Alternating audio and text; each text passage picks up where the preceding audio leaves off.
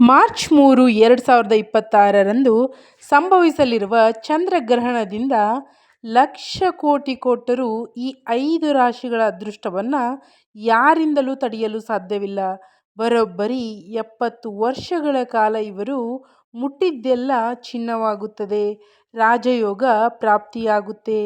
ಈ ರಾಶಿಯವರಿಗೆ ಹಿಂತಿರುಗಿ ನೋಡುವ ಪ್ರಸಂಗವೇ ಇರುವುದಿಲ್ಲ. ಏಕೆಂದರೆ ಈ ಗ್ರಹಣ ಸಾಮಾನ್ಯವಾದದ್ದಲ್ಲ. ಗ್ರಹಣ ಎಂದಾಕ್ಷಣ ಅನೇಕರು ಏನೋ ಅನಾಹುತ ಸಂಭವಿಸುತ್ತದೆ, ಕಷ್ಟಗಳು ಬರುತ್ತವೆ ಎಂದು ಭಯಪಡುತ್ತಾರೆ. ಆದರೆ ಅದು ವಾಸ್ತವವಲ್ಲ. ಖಗೋಳಶಾಸ್ತ್ರ ಮತ್ತು ಜ್ಯೋತಿಷ್ಯ ಶಾಸ್ತ್ರದ ಪ್ರಕಾರ ಗ್ರಹಣ ಎಂದರೆ ಒಂದು ಹಳೆಯ ಅಧ್ಯಾಯ ಮುಗಿದು ಹೊಸ ಅಧ್ಯಾಯ ಪ್ರಾರಂಭವಾಗುವ ಸಂಕೇತ. ನಮ್ಮ ಜೀವನದಲ್ಲಿ ಸಂಗ್ರಹವಾಗಿರುವ ನಕಾರಾತ್ಮಕ ಶಕ್ತಿಯನ್ನು ತೆಗೆದುಹಾಕಿ ಬದಲಾವಣೆಯತ್ತ ಕೊಂಡೊಯ್ಯುವ ಒಂದು ಶಕ್ತಿಶಾಲಿ ಪ್ರಕ್ರಿಯೆ. ಈ ಬಾರಿ ಬರಲಿರುವ ಗ್ರಹಣ ನಮ್ಮೊಳಗಿನ ಕೆಟ್ಟದ್ದನ್ನು ಒಳ್ಳೆಯದಾಗಿ ಪರಿವರ್ತಿಸಲಿದೆ. ಪ್ರಮುಖವಾಗಿ 5 ರಾಶಿಗಳ ಜೀವನದಲ್ಲಿ ಈ ಗ್ರಹಣ ಒಂದು ದೊಡ್ಡ ಅದೃಷ್ಟವನ್ನೇ ತರಲಿದೆ. ಗ್ರಹಣದ ನಂತರ ಅದ್ಭುತ ಯೋಗಗಳು ಬರಲಿವೆ. ಇಷ್ಟು ದಿನ ಅನುಭವಿಸಿದ ಕಷ್ಟಗಳು, ಆರ್ಥಿಕ ತೊಂದರೆಗಳು ದೂರವಾಗಿ ಐಶ್ವರ್ಯವು ಹೆಚ್ಚಾಗಲಿದೆ. ಈ ರಾಶಿಗಳ ಜನರು ಗ್ರಹಣವನ್ನು ಗಂಡಾಂತರವೆಂದು ಭಾವಿಸದೆ ತಮ್ಮ ಅಭಿವೃದ್ಧಿಗೆ ಸಿಕ್ಕಿದ ಅವಕಾಶವೆಂದು ಭಾವಿಸಬೇಕು. ಗ್ರಹಣದ ನಂತರ ಜಾತಕದಲ್ಲಿರುವ ದೋಷಗಳು ನಿವಾರಣೆಯಾಗಿ ಮುಟ್ಟಿದ್ದೆಲ್ಲ ಚಿನ್ನ ಎಂಬಂತೆ ರಾಜಯೋಗ ಪ್ರಾರಂಭವಾಗುತ್ತೆ. ಉದ್ಯೋಗಗಳಲ್ಲಿ ಬಡ್ತಿ, ವ್ಯಾಪಾರಗಳಲ್ಲಿ ಲಾಭ ಮತ್ತು ಕುಟುಂಬದಲ್ಲಿ ಸಂತೋಷ ಹೆಚ್ಚಾಗುತ್ತದೆ. ಭಯ ಮತ್ತು ಆತಂಕಗಳನ್ನು ಬಿಟ್ಟು ಸಕಾರಾತ್ಮಕ ದೃಷ್ಟಿಕೋನದಿಂದ ಇದ್ದರೆ ಈ ಗ್ರಹಣವು ಜೀವನವನ್ನು ತಿರುವುಗೊಳಿಸಿ 70 ವರ್ಷಗಳ ಕಾಲ ಅಂತ್ಯವಿಲ್ಲದೆ ಅದೃಷ್ಟವನ್ನು ನೀಡುತ್ತೆ. ಇದು ಕೇವಲ ಒಂದು ಅಂತ್ಯವಲ್ಲ, ಇದು ನಿಮ್ಮ ಯಶಸ್ಸಿನ ಹೊಸ ಆರಂಭ.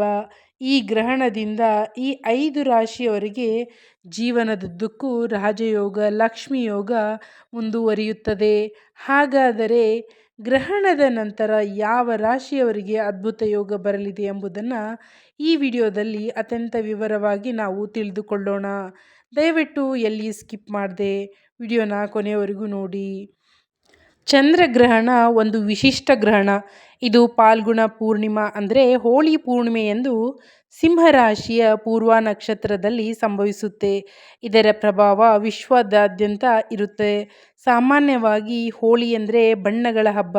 ಎಲ್ಲರೂ ಒಟ್ಟಾಗಿ ಉತ್ಸಾಹದಿಂದ ಬಣ್ಣಗಳನ್ನು ಹಚ್ಚಿಕೊಂಡು ಆಡುವುದು ವಾಡಿಕೆ. ಈ ಬಾರಿ ಪೂರ್ಣಿಮೆಯ ಜೊತೆಗೆ ಗ್ರಹಣ ಬಂದಿದೆ. ಆದ್ದರಿಂದ ಈ ದಿನ ಬಣ್ಣಗಳನ್ನು ಹಚ್ಚಿಕೊಳ್ಳುವುದು ಅಷ್ಟು ಒಳ್ಳೆಯದಲ್ಲ. ಗ್ರಹಣದ ಸಮಯದಲ್ಲಿ ಪ್ರಕೃತಿಯನ್ನು ನಕಾರಾತ್ಮಕ ಶಕ್ತಿಗಳು ಹೆಚ್ಚಾಗಿರುತ್ತವೆ. ಪ್ರತಿದಿನ ಬಣ್ಣಗಳನ್ನು ಹಚ್ಚಿಕೊಂಡ್ರೆ ದುರಾದೃಷ್ಟವು ಬೆನ್ನಟ್ಟುವ ಅಪಾಯವಿದೆ. ಒಂದು ವೇಳೆ ನೀವು ಹೋಳಿ ಹಬ್ಬವನ್ನು ಆಚರಿಸಬೇಕೆಂದುಕೊಂಡರೆ ಕೇವಲ ಬೆಳಗ್ಗೆ 10 ಅಥವಾ 11 ಗಂಟೆಯೊಳಗೆ ಮಾತ್ರ ಆಡಬೇಕು. 11 ಗಂಟೆಯ ನಂತರ ಒಂದು ಹನಿ ಬಣ್ಣವು ನಿಮ್ಮ ಮೇಲೆ ಬೀಳದಂತೆ ನೋಡಿಕೊಳ್ಳುವುದು ನಿಮ್ಮ ಒಳಿತಿಗೆ ತುಂಬಾ ಒಳ್ಳೆಯದು. ಈ ಚಂದ್ರಗ್ರಹಣ ಮಧ್ಯಾಹ್ನ 3:20 ಪ್ರಾರಂಭವಾಗಿ ರಾತ್ರಿ 6:47ಕ್ಕೆ ಮುಕ್ತಾಯವಾಗಲಿದೆ. ಮಧ್ಯಾಹ್ನ 3:20ಕ್ಕೆ ಚಂದ್ರ ಕಾಣಿಸುವುದಿಲ್ಲ. ನಮ್ಮ ತೆಲುಗು ರಾಜ್ಯಗಳಲ್ಲಿ ಸಂಜೆ 6:10ಕ್ಕೆ ಚಂದ್ರ ಕಾಣಿಸುತ್ತಾನೆ. ಅಂದಿನಿಂದ 6:47ರವರೆಗೆ 37 ನಿಮಿಷಗಳ ಕಾಲ ಗ್ರಹಣ ಕಾಣಿಸುತ್ತದೆ.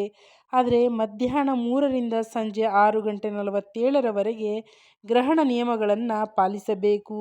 ಗರ್ಭಿಣಿ ಸ್ತ್ರೀಯರು ಅತ್ಯಂತ ಎಚ್ಚರಿಕೆಯಿಂದ ಇರಬೇಕು.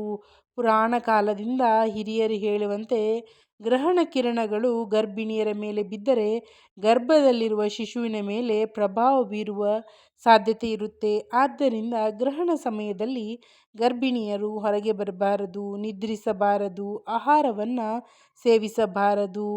ಚಿನ್ನ ಕತ್ತರಿಸುವುದು ಮತ್ತು ತರಕಾರಿ ಕತ್ತರಿಸುವುದು, ಹೊಲಿಗೆ ಹಾಕುವುದು ಮತ್ತು ಮುಂತಾದ ಕೆಲಸಗಳಿಂದ ದೂರವಿರಬೇಕು. ಕೇವಲ ದೇವರ ನಾಮಸ್ಮರಣೆ ಮಾಡುತ್ತಾ ಶಾಂತವಾಗಿ ಕುಳಿತಿರುವುದರಿಂದ ಗರ್ಭದಲ್ಲಿರುವ ಶಿಶುವಿಗೆ ರಕ್ಷಣೆ ಸಿಗುತ್ತದೆ. ಮನೆಯಲ್ಲಿ ಸಂರಕ್ಷಿಸಲ್ಪಟ್ಟಿರುವ ಪದಾರ್ಥಗಳ ಮೇಲೆ ಸೂಕ್ತ ಎಚ್ಚರಿಕೆಯನ್ನು ವಹಿಸಬೇಕು. ಗ್ರಹಣ ಸಮಯದಲ್ಲಿ ಹೊರಹೊಮ್ಮುವ ವಿಕಿರಣದ ಪ್ರಭಾವ ಆಹಾರದ ಮೇಲೆ ಬೀಳದಂತೆ ಉಪ್ಪಿನಕಾಯಿ, ಅಕ್ಕಿ, ಬೇಳೆಕಾಳುಗಳು, ತರಕಾರಿಗಳು, ಹಣ್ಣುಗಳು, ಮೊಸರು, ಹಾಲು ಮತ್ತು ಮಣ್ಣಿನ ಪಾತ್ರೆಗಳ ಮೇಲೆ ದರ್ಬೆ ಹುಲ್ಲನ್ನು ಹಾಕಬೇಕು. ಈ ಚಂದ್ರಗ್ರಹಣ 5 ರಾಶಿಗಳ ಜೀವನದಲ್ಲಿ ಮಹಾ ಅದ್ಭುತವನ್ನು ಸೃಷ್ಟಿಸಲಿದೆ. ರಾಜಯೋಗ ಪ್ರಾಪ್ತಿಯಾಗುತ್ತದೆ. ಪ್ರತಿಯೊಂದು ಕೆಲಸದಲ್ಲಿಯೂ ವಿಜಯ ಲಭಿಸುತ್ತದೆ. 70 ವರ್ಷಗಳ ಕಾಲ ದಾರಿದ್ರ್ಯ ಎಂಬ ಮಾತೆ ಕೇಳಿಬರುವುದಿಲ್ಲ. ದೈವ ಬಲ ಮತ್ತು ಗ್ರಹ ಬಲ ಒಟ್ಟಾದರೆ ಮನುಷ್ಯ ಎಷ್ಟು ಎತ್ತರಕ್ಕೆ ಬೆಳೆಯುತ್ತಾನೆ ಎಂಬುದನ್ನು ಈ 5 ರಾಶಿಗಳೇ ಉದಾಹರಣೆಯಾಗಲಿದೆ. ಇವರ ಆರ್ಥಿಕ ಪರಿಸ್ಥಿತಿ ಎಷ್ಟು ಸುಧಾರಿಸುತ್ತದೆ ಎಂದರೆ ಹಿಂದಿನ ಕಷ್ಟಗಳೆಲ್ಲ ಮರೆತು ಹೋಗುತ್ತೆ. ಐಶ್ವರ್ಯ ಬಂದು ಸೇರುತ್ತದೆ. ಅದೃಷ್ಟ ಆಕಾಶವನ್ನು ಮುಟ್ಟುತ್ತದೆ. ಸಾಲದ ಬಾಧೆಗಳು ದೂರವಾಗಿ ಸ್ಥಿರಾಸ್ತಿಗಳನ್ನು ಖರೀದಿಸುವ ಯೋಗ ಬರುತ್ತದೆ. ಇಷ್ಟು ದಿನ ಸಿಗದ ಅವಕಾಶಗಳು ಇವರನ್ನು ಹುಡುಕಿಕೊಂಡು ಬರುತ್ತದೆ. ಸಮಾಜದಲ್ಲಿ ಗೌರವ ಮರ್ಯಾದೆ ಹೆಚ್ಚಾಗುತ್ತದೆ. ರಾಜ್ಯಾಧಿಕಾರ ಅಥವಾ ಉನ್ನತ ಹುದ್ದೆಗಳನ್ನು ಅಲಂಕರಿಸುವ ಅವಕಾಶವಿರುತ್ತದೆ. ಈ 70 ವರ್ಷಗಳು ವಂಶದ ಅಭಿವೃದ್ಧಿ ಮತ್ತು ಕೀರ್ತಿ ಪ್ರತಿಷ್ಠೆಗೆ ಅಡಿಪಾಯವಾಗುತ್ತೆ. ಮೊದಲನೆಯ ರಾಶಿ ಮಿಥುನ ರಾಶಿ. ಈ ಗ್ರಹಣವು ಅದ್ಭುತ ತಿರುವು. 3ನೇ ಸ್ಥಾನದಲ್ಲಿ ಗ್ರಹಣ ಸಂಭವಿಸುವುದರಿಂದ ಅಂತರ್ಗತ ಶಕ್ತಿಗಳು ಜಾಗೃತಗೊಳ್ಳುತ್ತವೆ. ಹಿಂಜರಿಕೆ, ಭಯ ದೂರವಾಗಿ ಧೈರ್ಯ ಮತ್ತು ಆತ್ಮವಿಶ್ವಾಸ ಹೆಚ್ಚಾಗುತ್ತದೆ. ಉದ್ಯೋಗದಲ್ಲಿ ಬಡ್ತಿ, ವ್ಯಾಪಾರ ಲಾಭ ಅವಕಾಶಗಳು ಬರುತ್ತೆ. ಕುಟುಂಬದಲ್ಲಿ ಸಾಮರಸ್ಯ, ಸಮಾಜದಲ್ಲಿ ಗೌರವ ಹೆಚ್ಚಾಗುತ್ತೆ. ಆರೋಗ್ಯ ಉತ್ತಮವಾಗುತ್ತದೆ. ಆರ್ಥಿಕವಾಗಿ ಆದಾಯ ಮತ್ತು ಉಳಿತಾಯ ಹೆಚ್ಚಾಗುತ್ತದೆ.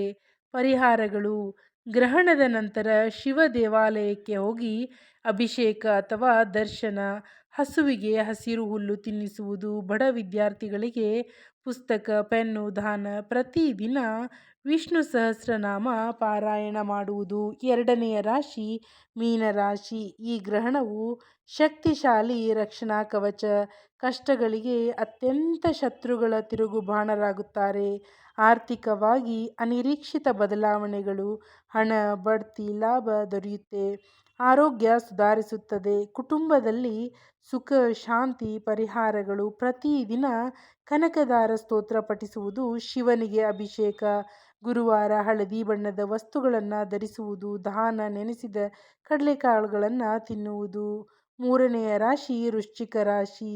ಅದ್ಭುತ ತಿರುವು. ರಿಯಲ್ ಎಸ್ಟೇಟ್, ಭೂಮಿ ಸಂಬಂಧಿಸಿದ ವ್ಯಾಪಾರಗಳಲ್ಲಿ ಲಾಭಗಳ ಮಳೆ. ಹಳೆಯ ಬಾಕಿಗಳು ವಸೂಲಿ. ನ್ಯಾಯಾಲಯದಲ್ಲಿ ಅನುಕೂಲ ತೀರ್ಪು. ಮಕ್ಕಳಲ್ಲಿ ಯಶಸ್ಸು. ಸಮಾಜದಲ್ಲಿ ಗೌರವ ಪ್ರಾಬಲ್ಯ. ಪರಿಹಾರಗಳು: ಪ್ರತಿ ಮಂಗಳವಾರ ಸುಬ್ರಹ್ಮಣ್ಯ ಅಥವಾ ಆಂಜನೇಯ ದರ್ಶನ. ಗ್ರಹಣದ ನಂತರ ಬಡವರಿಗೆ ಬಾಳೆಹಣ್ಣು, ಬೇಳೆ, ಕೆಂಪು ಬಟ್ಟೆ ದಾನ. ಹನುಮಾನ್ ಚಾಲೀಸ್ ಪಠಿಸುವುದು. ಮಂಗಳವಾರ ಹಸುವಿಗೆ ಬೆಲ್ಲ ತಿನ್ನಿಸುವುದು. 4ನೆಯ ರಾಶಿ ತುಲಾ ರಾಶಿ. ಜೀವನ ಪರ್ಯಂತ ನೆನಪಿನಲ್ಲಿರುವ ಅದ್ಭುತ ವರಪ್ರಸಾದ ಲಕ್ಷ್ಮಿ ಯೋಗ ಉಂಟಾಗುತ್ತದೆ. ಸ್ವಂತ ಮನೆ, ಹೊಸ ವಾಹನ ಯೋಗ. ವ್ಯಾಪಾರದಲ್ಲಿ 10 ಪಟ್ಟು ಲಾಭ. ಕಲೆ, ಸಿನಿಮಾ, ಫ್ಯಾಷನ್ ಕ್ಷೇತ್ರದಲ್ಲಿ ಅಂತಾರಾಷ್ಟ್ರೀಯ ಮನ್ನಣೆ. ಹಣ ಆಸ್ತಿ ಸಿಗುವ ಸಾಧ್ಯತೆ. ಪರಿಹಾರಗಳು: ಗ್ರಹಣದ ನಂತರ ಲಕ್ಷ್ಮೀ ದೇವಿಯನ್ನು ಆರಾಧಿಸುವುದು, ಕನಕದಾರ ಸ್ತೋತ್ರ ಅಥವಾ ಮಹಾಲಕ್ಷ್ಮಿ ಅಷ್ಟಕ ಪಠಿಸುವುದು. ಶುಕ್ರವಾರ ಬಿಳಿ ಬಟ್ಟೆ ಧರಿಸುವುದು ಅಥವಾ ಬಿಳಿ ವಸ್ತ್ರಗಳ ದಾನ. ಸಂಜೆ ದೀಪಾರಾಧನೆ. ಲಕ್ಷ್ಮೀ ದೇವಿ ದೇವಸ್ಥಾನಕ್ಕೆ ಭೇಟಿ. 5ನೆಯ ರಾಶಿ ಧನುರಾಶಿ. ಭಾಗ್ಯಸ್ಥಾನವು ಬಲಗೊಳ್ಳುತ್ತದೆ. ಮಾನಸಿಕ ಆತಂಕಗಳು ದೂರವಾಗುತ್ತವೆ. ವಿದೇಶಿ ಪ್ರಯಾಣ, ಉದ್ಯೋಗ, ವ್ಯಾಪಾರ ಅವಕಾಶಗಳು. ಪಿತೃವಾರ್ಜಿತ ಆಸ್ತಿ ಸಿಗುತ್ತದೆ. ಉನ್ನತ ಶಿಕ್ಷಣಕ್ಕೆ ವಿದೇಶ ಸೀಟು. ರಾಜಕೀಯದಲ್ಲಿ ಅಧಿಕಾರ, ಜನಪ್ರಿಯತೆ. ಪರಿಹಾರಗಳು: ಗ್ರಹಣದ ನಂತರ ಪವಿತ್ರ ನದಿಯಲ್ಲಿ ಅಥವಾ ಗಂಗಾಜಲ ಬೆರೆಸಿ ಸ್ನಾನ. ದತ್ತಾತ್ರೇಯ ಸ್ಮರಣೆ. ಹಳದಿ ವಸ್ತ್ರಗಳು ಅಥವಾ ಕಡಲೆಕಾಳುಗಳ ದಾನ. ಪುರಾತನ ದೇವಾಲಯದಲ್ಲಿ ದೀಪಾರಾಧನೆ ಅಥವಾ ಸ್ವಚ್ಛತಾ ಕಾರ್ಯ. ಅನ್ನದಾನ. ಗಮನಿಸಿ: ಸಿಂಹ, ವೃಷಭ, ಮಕರ, ಕನ್ಯಾ ರಾಶಿಯವರು ಗ್ರಹಣದ ನಂತರ 90 ದಿನಗಳ ಕಾಲ ಅತ್ಯಂತ ಜಾಗರೂಕರಾಗಿರಬೇಕು. ಆರೋಗ್ಯದಲ್ಲಿ ನಿರ್ಲಕ್ಷ್ಯ ಮಾಡಬಾರದು. ಮೇಷ, ಕುಂಭ, ಕರ್ಕಾಟಕ ರಾಶಿಯವರಿಗೆ ಸಾಮಾನ್ಯ ಪ್ರಭಾವ, ಲಾಭ ನಷ್ಟ ಇಲ್ಲ. ದೇವರಾಧನೆಯಿಂದ ಮಾನಸಿಕ ಶಾಂತಿ ಸಿಗುತ್ತದೆ. ಈ ಅದ್ಭುತ ಸಮಯವನ್ನು ಸಕಾರಾತ್ಮಕವಾಗಿ ಬಳಸಿಕೊಳ್ಳಿ, ವಿಜಯವು ನಿಮ್ಮದಾಗುತ್ತೆ. ವಿಡಿಯೋಗೆ ಲೈಕ್ ಮಾಡಿ, ಶೇರ್ ಮಾಡಿ, ಕಮೆಂಟಲ್ಲಿ ಓಂ ನಮಃ ಶಿವಾಯ ಎಂದು ಬರೀರಿ.